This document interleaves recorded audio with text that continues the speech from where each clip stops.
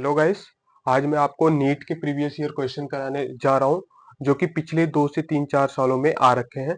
ठीक है, ये बेसिकली हमारा टॉपिक क्या है, जनरल ऑर्गेनिक केमिस्ट्री जीओसी के क्वेश्चंस है। ठीक है, इनको मैंने अच्छे से डिटेल्ड में लिख रखा है और अच्छे से डिटेल में एक्सप्लेन करेंगे। तो बेसिकली अगर इसका पैटर्न देखो तो इसका पैटर्न क्या रहता है, इसमें नंबर ऑफ क्वेश्चंस बहुत ज्यादा आते हैं बट टाइम लिमिटेशन में रहता है, सो दैट यहाँ पे स्पीड टेस्ट होता है एक तरीके से। क्वेश्चन का लेवल बहुत ज्यादा हार्ड नहीं होता है बट यस। ठीक है, अब देखते हैं वन बाय वन क्वेश्चन।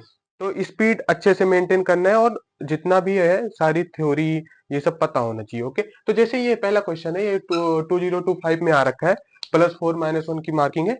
इसमें पूछा how many product including stereo isomer expected from monochlorination of the following compound. तो मतलब कितना प्रोडक्ट बनेगा अगर इस कंपाउंड का मोनोक्लोरिनेशन करोगे। ठीक है, दैट इज द क्वेश्चन। अब मोनोक्लोरिनेशन मतलब क्या होता है, बेसिकली जैसे ये हमारा एलिफेटिक चेन है, तो एलिफेटिक के लिए क्या होता है Cl2H, अगर वही एरोमेटिक होता तो तुम्हें क्या देना पड़ता, Cl2 in the presence of anhydrous FeCl3। तो अगर यहाँ पे देखोगे तो यहाँ पे क्या देना पड़ेगा, Cl2 in the presence of H। ठीक है, तो ये क्या होगा, अब बेसिकली इसका जब मैकेनिज्म करोगे तो वन बाय वन होगा, तो यहाँ पे मैकेनिज्म की जरूरत नहीं है, वन बाय वन कॉन्सेप्ट देखते हैं। तो अगर एक बार पहला यहाँ पे होगा क्लोरीनेशन, अगर यहाँ पे होगा क्लोरीनेशन तो क्या बन जाएगा, यहाँ पे हो जाएगा CH2, यहाँ पे क्लोरीनेशन हो जाएगा, क्या हो जाएगा CH2Cl हो गया। ठीक है, अगर यहाँ पे क्लोरीनेशन होगा। दूसरा और क्या पॉसिबिलिटी है, पहले पॉसिबिलिटी जितना हो सके यहाँ पे हो सकता है क्लोरीनेशन, तो क्लोरीनेशन यहाँ पे होगा तो क्या बन जाएगा प्रोडक्ट CH2, सॉरी यहाँ का अगर क्लोरीनेशन होगा तो क्या हो जाएगा, यहाँ पे एक Cl आ जाएगा और CH3। और क्या पॉसिबिलिटी है कि यहाँ पे क्लोरीनेशन हो जाए, सारी पॉसिबिलिटी हमें देखना है। एक सेकंड, CH2 CH3 और यहाँ पे मैंने क्या कर दिया, एक क्लोरीनेशन कर दिया। और क्या पॉसिबिलिटी है कि यहाँ या ये दोनों आइडेंटिकल पोजीशन है तो यहाँ पे क्लोरीनेशन हो सकता है। ठीक है, तो पहले हमें क्लोरीनेटेड प्रोडक्ट बना लो, देन आफ्टर उसके बाद डिसाइड कर लेंगे कि क्या प्रोडक्ट होने वाला है। ठीक है, यहाँ पे CH2 CH3 और मैंने यहाँ पे एक क्लोरीनेशन प्रोडक्ट बना दिया। ठीक है, बेसिकली यहाँ पे क्या होगा, फिर CH2 होगा। ठीक है, तो इतने अगर यहाँ पे करोगे तो सेम हो जाएगा ना, आइडेंटिकल है। तो हमारे पास कितने क्लोरीनेटेड मोनोक्लोरीनेटेड मतलब क्या होता है, एक हेलोजन का एडिशन। ठीक है, सॉरी सब्स्टिट्यूशन नॉट एडिशन। तो यहाँ पे कितना हो गया, 1 2 3 4, तो we have a 4 mono chlorinated product obtain from this starting substrate. Okay, तो अब क्या होगा, यहाँ पे हमें देखना कितने आइसोमर है। इन्होंने बोला इंक्लूडिंग स्टीरियो आइसोमर, तो बेसिकली हमें कायरल सेंटर वाला भी कॉन्सेप्ट ध्यान में रखना है। अब देखोगे अगर अगर जैसे इसका किया तो यहाँ पे बेसिकली यहाँ पे कोई स्टीरियो सेंटर है नहीं है। देखो यहाँ पे भी नहीं है। स्टीरियो सेंटर क्या होता है, basically those carbon which has 4 different valencies, या we can say it 4 different item attach to the that carbon, those are totally different. ठीक है, तो यहाँ पे क्या है, यहाँ पे ऐसा कोई कार्बन नहीं है कि जिसके पास 4 डिफरेंट वैलेंसीज हो, तो इसका कोई स्टीरियो आइसोमर नहीं बनेगा। मतलब इसके कितने आइसोमर हो गए, वन आइसोमर हो गए, है ना। इसके आ जाओ, अब इसके अगर देखोगे तो इस कार्बन पे तो नहीं है बट इस कार्बन पे अगर देखोगे तो इस कार्बन पे कायरल सेंटर है। कायरल सेंटर मतलब देखो एक Cl हो गया, एक हाइड्रोजन हो गया, एक CH3 हो गया, ये डिफरेंट टाइप ऑफ ग्रुप हो गया। तो क्या हो गया, ये कायरल सेंटर हो गया। तो यहाँ पे क्या होगा, एक ये होगा, जब कायरल सेंटर होता है तो तुमने पढ़ा होगा इसको स्टीरियोजेनिक सेंटर भी बोलते हैं। कायरल कार्बन बोलो या स्टीरियोजेनिक कार्बन बोलो। ठीक है, तो अगर होगा तो तुम्हें पढ़ा होगा 2 की पावर n होता है। n क्या होता है, नंबर ऑफ कायरल सेंटर। तो यहाँ पे देखो कि कितना कायरल सेंटर है, 1 कायरल सेंटर। तो कितना हो गया, 2 की पावर 1 करोगे दैट मीन्स 2 स्टीरियो आइसोमर यहाँ पे हमें पॉसिबल होगा, 2 stereo isomer. Okay, due to chiral centre. यहाँ पे आओ, यहाँ पे कोई कायरल सेंटर है, ये भी नहीं है क्योंकि 3 हाइड्रोजन, यहाँ पे भी नहीं है। यहाँ पे देखो, यहाँ पे ये ग्रुप लगा है, ठीक है डिफरेंट है ये, बट ये दोनों सेम है, तो ये भी कायरल सेंटर नहीं है। तो इसका कितना, ये एक आइसोमर ये हो गया, 2 आइसोमर ये हो गया, एक आइसोमर ये हो गया। और कितना होगा, यहाँ पे आओ, अब यहाँ पे देखोगे ये कार्बन तो नहीं है, ये कार्बन नहीं है, बट ये वाला कार्बन अगर देखोगे तो ये कार्बन में क्या है, एक मिथाइल ग्रुप है दूसरा वाला ये मिथाइल क्लोराइड ग्रुप है और एक ये मिथाइलिन ग्रुप है। तो ये जो ये कार्बन हो जाएगा तो इससे और क्या होगा, एक हाइड्रोजन अटैच होगा, तो 4 डिफरेंट बैलेंसीज हो गया। तो यहाँ पे क्या हो गया, ये स्टीरियो सेंटर हो गया, स्टीरियो सेंटर हो गया, सो दैट इसके पास भी एक स्टीरियो सेंटर, दैट मीन्स 2 की पावर 1, दैट मीन्स 2। अगर सपोज करो कहीं पे 2 स्टीरियो सेंटर होता तो 2 की पावर 2 कर देते, दैट मीन्स 4। ये एक फॉर्मूला होता है सिंपल। स्टीरियो सेंटर देखो, स्टीरियो कितना कायरल कार्बन है उसका n जो होता है नंबर ऑफ कायरल कार्बन, और we can say number of chiral centre, ये करके रख सकते हो। तो यहाँ पे 2 हो गया, तो 2 एक 3 2 5 एक 6, तो 6 स्टीरियो आइसोमर यहाँ पे बन रहा है। अच्छा ये बी ऑप्शन 6 है, ठीक है, 6 स्टीरियो आइसोमर बन रहा है। तो इसका अगर देखोगे तो यही ऑप्शन है। तो देख रहे हो बेसिकली सिंपल सा क्वेश्चन बनाओ, उसके बाद जो है नॉर्मली सॉल्व कर लो। ओके, देन आता है, ये भी 2025 में आ रखा है, ठीक है। अब बोला है कि among the given compound first two three the correct order of bond dissociation energy of the CH bond mark with star. मतलब बेसिकली हमें क्या बनाना है, CH बॉन्ड का बॉन्ड स्ट्रेंथ के ही रिलेटेड है। तो मतलब बताना है कि यहाँ पे क्या bond dissociation energy, bond dissociation energy क्या होता है। सपोज करो ये कार्बन है, एक बॉन्ड कार्बन कार्बन से बॉन्डेड है, या कार्बन हाइड्रोजन, जैसे ये कार्बन और हाइड्रोजन है ना, तो ये कार्बन हाइड्रोजन है। अगर ये बॉन्ड जितना स्ट्रांग होगा, इसको ब्रेक करना उतना डिफिकल्टी होगा। अगर ब्रेक करना डिफिकल्टी होगा तो एनर्जी क्या होगा, इसको ब्रेक करने के लिए ज्यादा चाहिए। डिसोसिएट मतलब क्या होता है, ब्रेक करना। अब एनर्जी ज्यादा चाहिए, एनर्जी ज्यादा चाहिए, तो हमें क्या होगा, अगर बॉन्ड स्ट्रांग है तो एनर्जी ज्यादा चाहिए, तो that mean bond dissociation energy should be required more. Okay, तो यहाँ पे अगर देखोगे कॉन्सेप्ट वन बाय वन, तो ध्यान में रखना, ये बेसिकली किससे कर सकते हो। जैसे यहाँ पे देखोगे ये कार्बन और हाइड्रोजन है, तो अगर इसका देखोगे, इसका हाइब्रिडाइजेशन क्या आएगा, sp, है ना, sp से अटैच है, तो मतलब क्या है। और इसका अगर देखोगे तो यहाँ पे क्या है, ये वाले कार्बन का sp2 है और ये वाले कार्बन का sp3 है, ठीक है। अब मैं ऐसा क्यों बता रहा हूं, क्योंकि जो sp होता है यहाँ पे अगर परसेंटेज ऑफ s कैरेक्टर देखोगे, परसेंटेज ऑफ s कैरेक्टर कितना है, 50%। यहाँ पे क्या है परसेंटेज ऑफ s कैरेक्टर 25%, यहाँ पे क्या है 33%, है ना, ठीक है। तो ऐसे है। अब परसेंटेज ऑफ एस कैरेक्टर से कैसे डिटरमाइन करेंगे, जैसे सपोज करो तुम्हारे पास न्यूक्लियस है ना, यहाँ पे मैं बताता हूँ, ये न्यूक्लियस है। अब इसके पास क्या होता है, s ऑर्बिटल होता है, देन p ऑर्बिटल होता है, ऐसे sp-df जाता है। तो ये न्यूक्लियस के बहुत ज्यादा क्लोज है s वाला, तो जिसमें भी परसेंटेज ऑफ एस कैरेक्टर ज्यादा हो, क्योंकि न्यूक्लियस से बहुत ज्यादा क्लोज है तो इससे बहुत ज्यादा अट्रैक्टेड रहेगा। मतलब न्यूक्लियस है, न्यूक्लियस से बहुत ज्यादा क्लोज है, तो क्या होगा, अट्रैक्टेड फील करेगा, बहुत ज्यादा अट्रैक्टेड फील करेगा। अब तो बहुत ज्यादा अगर अट्रैक्टेड होगा या पास रहेगा तो क्या होगा, उसका बॉन्ड स्ट्रेंथ ज्यादा हो जाएगा। तो अगर यहाँ पे मैं लिख देता हूं, तो अगर बॉन्ड स्ट्रेंथ ज्यादा होता है तो जो बॉन्ड डिसोसिएशन एनर्जी है वो क्या होगी, बॉन्ड स्ट्रेंथ ज्यादा तो बॉन्ड डिसोसिएशन एनर्जी भी ज्यादा होगी, ठीक है। क्योंकि जितना ज्यादा स्ट्रॉन्ग बॉन्ड उतना ज्यादा उसको ब्रेक करने के लिए हमें बॉन्ड चाहिए, एनर्जी चाहिए, ठीक है। तो जितना ज्यादा इसके परसेंटेज ऑफ एस कैरेक्टर होगा उतना स्ट्रॉन्ग बॉन्ड होगा, तो एनर्जी रिक्वायर्ड मोर। ओके, तो यहाँ पे देखो तो परसेंट तो सबसे ज्यादा इसके पास है, देन इसके पास है, और आफ्टर डेट इसके पास। तो अगर देखोगे तो सबसे ज्यादा सेकंड, फिर सेकंड को चाहिए, फिर हमें फर्स्ट को चाहिए, सेकंड, इसमें थर्ड है, इसमें सेकंड है, इसमें सेकंड है, हाँ सेकंड के बाद फर्स्ट।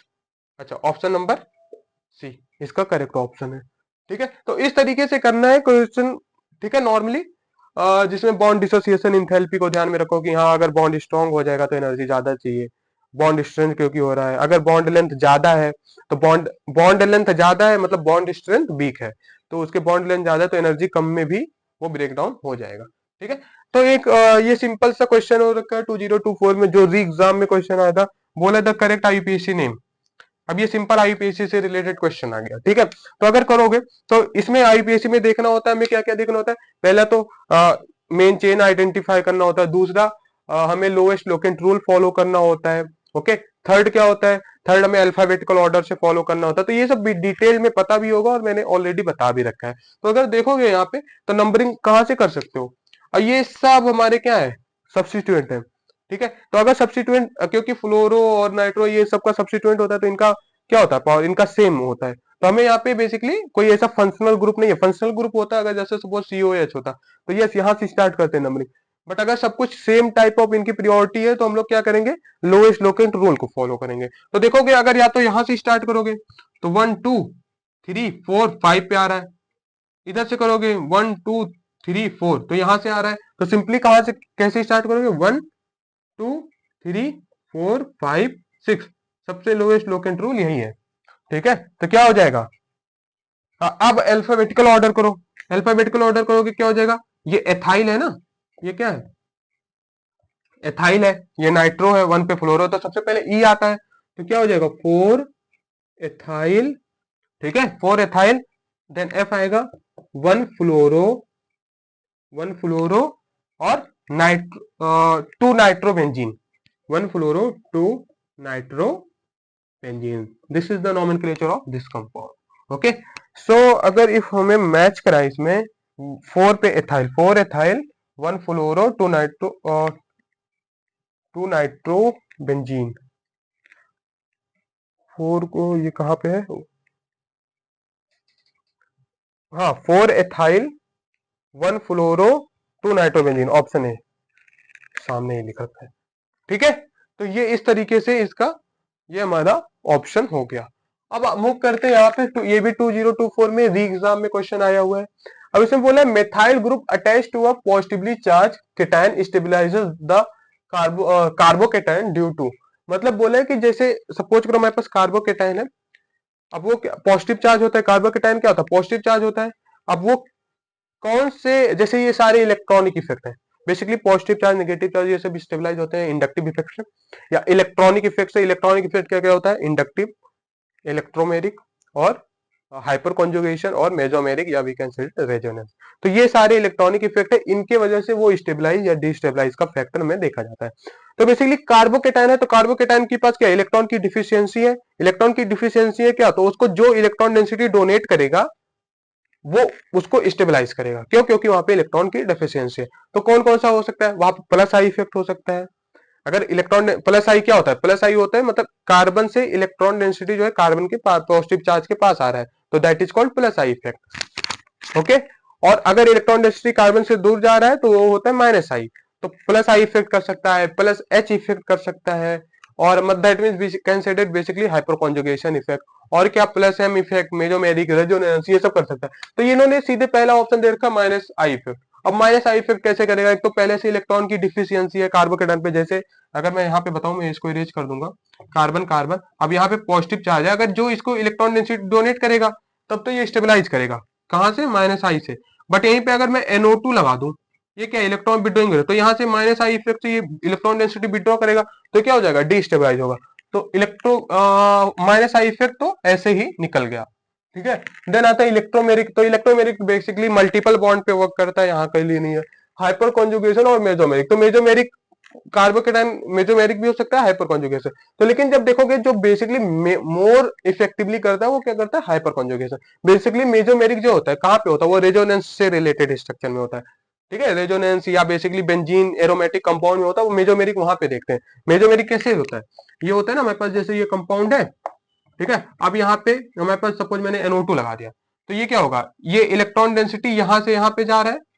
ठीक है, क्या होता है, ऐसे ही स्ट्रक्चर बनता है ना इसका, अगर रेजोनेंस बनाओगे तो ये यहाँ पे आता है, तो ये माइनस एम इफेक्ट हुआ, क्यों, क्योंकि इलेक्ट्रॉन डेंसिटी रिंग से बाहर जा रहा है। अगर इलेक्ट्रॉन डेंसिटी रिंग के अंदर आ जाए तो क्या होता है, प्लस एम इफेक्ट होता है। ठीक है, तो ये बेसिकली रेजोनेंस जो मेजोमेरिक इफेक्ट होता है वो कहाँ पे होता है, हमारा बेंजीन रिंग में, उससे रिलेटेड कंपाउंड में। ठीक है, रेजोनेंस हो सकता है एलिफैटिक एरोमेटिक एज वेल दोनों में। तो यहाँ पे जो भी इसका आंसर होगा हाइपर कॉन्जुगेटेड स्ट्रक्चर। अगर तो हाइपर कॉन्जुगेशन क्या होता है, अगर number of alpha hydrogen count करते हैं, अगर नंबर ऑफ अल्फा हाइड्रोजन ज्यादा होता है तो उसकी स्टेबिलिटी ज्यादा होती है। तो more the number of alpha hydrogen more will be the hyper conjugating structure, जितना हाइपर कॉन्जुगेटिंग स्ट्रक्चर होगा वो उतना ज्यादा स्टेबल कंपाउंड होगा। ओके, तो इसका आंसर ये हो गया। इसके बाद आता है, इसको इरेज करता हूं, इसके बाद आता है हमारे पास नेक्स्ट क्वेश्चन 2024 में आ रखा है normal, the most stable carbocation is. अब बेसिकली देखो यहीं से रिलेटेड आ गया। अब बोले इसमें से कौन सा ज्यादा स्टेबल कार्बोकेटायन है, तो बेसिकली यहां से देख सकते हो कार्बोकेटायन है, तो यहाँ पे जिसके पास अभी बताया मैंने इंडक्टिव इफेक्ट पहला फैक्टर, दूसरा है मेजोमेरिक इफेक्ट, मेजोमेरिक यहाँ पे नहीं लगेगा, तीसरा इलेक्ट्रोमेरिक नहीं लगेगा, तो हाइपर कॉन्जुगेशन। तो inductive and hyper conjugation should be deciding factor for the carbocation stability. Okay, that is the case. तो यहाँ पे देखोगे, यहाँ पे क्या है, यहाँ पे प्लस आई इफेक्ट आ रहा है दोनों तरफ से, इधर भी प्लस आई इफेक्ट आ रहा है, तो प्लस आई इफेक्ट यहाँ पे सब में कॉमन फैक्टर है। तो जो चीज कॉमन फैक्टर होता है तो हमें उसे कंसीडर नहीं करते हैं, बट जो चीज डिफ्रेंशिएटिंग कर है that is will be the differentiating factor. अब यहाँ पे देखोगे तो कितना कितना हाइपर कॉन्जुगेशन हो, तो हाइपर कॉन्जुगेशन में क्या होता है बेसिकली, अल्फा हाइड्रोजन देखते हैं, तो यहाँ पे अल्फा हाइड्रोजन क्या है, यहाँ पे अल्फा हाइड्रोजन मतलब क्या होता है, जो पॉजिटिवली चार्ज से डायरेक्टली अटैच कार्बन होता है that is called alpha hydrogen. Okay, तो यहाँ पे क्या है, ये अल्फा कार्बन है, अल्फा कार्बन है, और ये अल्फा कार्बन है। दैट मीन्स पॉजिटिवली चार्ज से directly attach carbon is known as alpha carbon, या we can say that positively charge से डायरेक्टली या adjacent carbon, adjacent carbon is known as alpha, ये beta हो जाएगा। ठीक है, तो यहाँ पे अल्फा कार्बन से जितने हाइड्रोजन अटैच होंगे वो क्या होगा, अल्फा हाइड्रोजन। तो यहाँ से कितना हाइड्रोजन है, 3, तो ये हो गया, तो डेट मीन 1 हाइड्रोजन होगा। यहाँ पे कितना होगा, 2 बॉन्ड हो गया, तो 2 हाइड्रोजन इधर होगा, तो हेयर 3 अल्फा हाइड्रोजन, और 3 अल्फा हाइड्रोजन है तो क्या हो जाएगा, 3 नो बॉन्ड रेजोनेंस, है ना, जितना अल्फा हाइड्रोजन उतना नो बॉन्ड रेजोनेंस, तो इतना नो बॉन्ड रेजोनेटिंग स्ट्रक्चर होगा, दैट मीन यहाँ पे 3 है।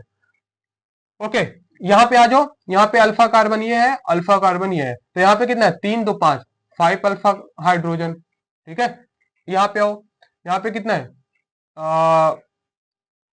ये अल्फा कार्बन ये है, अल्फा कार्बन ये है, और ये भी अल्फा कार्बन है ना, क्योंकि डायरेक्टली अटैच है, तो कितना हो, 3 2 5 2 7, तो इसके पास कितना 7 अल्फा हाइड्रोजन है।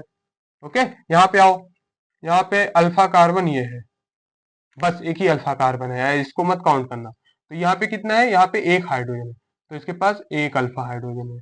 अब मैंने बोला था क्या कि नंबर ऑफ अल्फा हाइड्रोजन ज्यादा तो more will be the stable compound, तो सबसे ज्यादा ऑब्वियस सी बात है ये वाला डी वाला होगा, तो इसमें सोचने की बात ही नहीं है। देखो कितना आसान क्वेश्चन आ रखा है, सारे क्वेश्चन। ठीक है, तो बट कॉन्सेप्ट थोड़ा थोड़ा पता होना चाहिए, हो जाएगा। ओके, अब आता है इसके बाद क्वेश्चन 2024 में आ रखा है। मैंने सोचा कि जितना मैक्सिमम से मैक्सिमम क्वेश्चन इस बोर्ड में आ सकेगा वो एक बार में करा दूंगा। ठीक है, अगर बोलोगे तो मैंने सेकंड पार्ट या थर्ड पार्ट भी बना दूंगा, बट वो रिस्पॉन्स उधर से आना चाहिए तब। ओके, अब ये है a compound with molecular formula C6H14, मतलब इन्होंने दे दिया एक कंपाउंड है, उसका मॉलिक्यूलर फॉर्मूला C6H14 है, has 2 tertiary carbon, it's IPC name is. Okay, तो इन्होंने बोला ये मॉलिक्यूलर फॉर्मूला क्या है, C6H14 है। अब C6 मतलब ध्यान में वो एल्केन टाइप है, CnH2n+2 होता है ना, तो एल्केन है।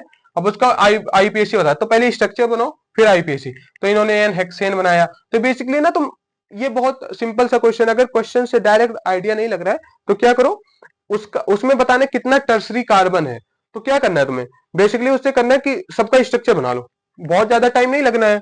जैसे ये IUPAC n hexane, n hexane कैसे बनेगा, 1 2 3 1 2 3 4, ठीक है, ये एन हेक्सेन बन गया। ठीक है, 2 मेथाइल हेप्टेन मतलब 7 कार्बन है, वैसे हेप्टेन तो ऐसे ही निकल गया क्योंकि हेप्टेन, बट या 2 टर्सरी कार्बन, 6 कार्बन होना चाहिए। ठीक है, अब 2 मेथाइल बना लो यहाँ पे, ये कैसे बनेगा, 2 2 4 3 और 2 5 2 7, यस, और 2 पे क्या है, मेथाइल ग्रुप है, 2 methyl heptane, 2,2 2,3 dimethyl butane, butane बनाओ, 2 2 4 ब्यूटेन हो गया, और 2 पे भी मेथाइल ग्रुप है, और इधर भी मेथाइल ग्रुप है। यहाँ पे आओ, 2,2 डाई मेथाइल ब्यूटेन, ब्यूटेन बना लिया हमने।